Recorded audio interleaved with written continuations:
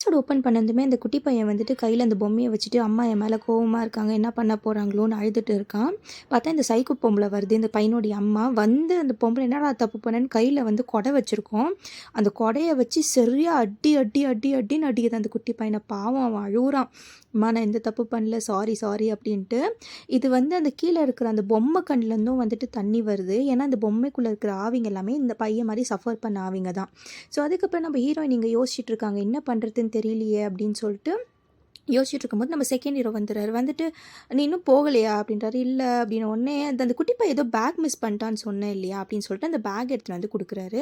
கொடுத்துட்டு நான் அந்த பையன் நம்ம 2 பேரும் என் டியூட்டி முடிஞ்சோடனே போகலாம், அந்த பையனுக்கு நான் இதை விட ரொம்ப அழகான ஒரு பொம்மை வாங்கி கொடுக்குறேன் அப்படின்னு சொல்லிட்டு சொல்கிறாரு. உடனே அவங்க தேங்க்யூ சொல்லி அனுப்பிச்சிட்டு இந்த பேக் எடுத்துகிட்டு போய் கொடுக்கும்போது ப்ராபப்ளி அந்த பொம்பளை என்னை உள்ளே விடுவா அப்படின்னு சொல்லிட்டு இவங்க வந்து அந்த அதில் ஒரு ட்ராயிங் புக் இருக்கும், அதை எடுத்து ஓப்பன் பண்ணி பார்க்குறாங்க. அந்த பையன் வரைஞ்சது போல இருக்குது. அதை பார்க்கும்போது ஹீரோயினுடைய மூஞ்சே வந்து மாறுது. இந்த பக்கம் நம்ம ஹீரோவை காமிக்கிறாங்க. நம்ம ஹீரோ அவங்க ஆண்டியோட உட்காந்து பேசிகிட்டு இருக்காரு. அந்த அம்மா ஏதோ பெயிண்டிங்ஸ் வாங்கணும் அப்படின்னு சொல்லிட்டு பேசிகிட்டு இருக்காங்க. ஏதோ ஃபேமஸ் ஆர்டிஸ்டுடைய பெயிண்டிங், அது வெள்ளெல்லாம் ஏறப்போது, போய் வாங்கி வைக்கிறது நல்லதுன்றாங்க.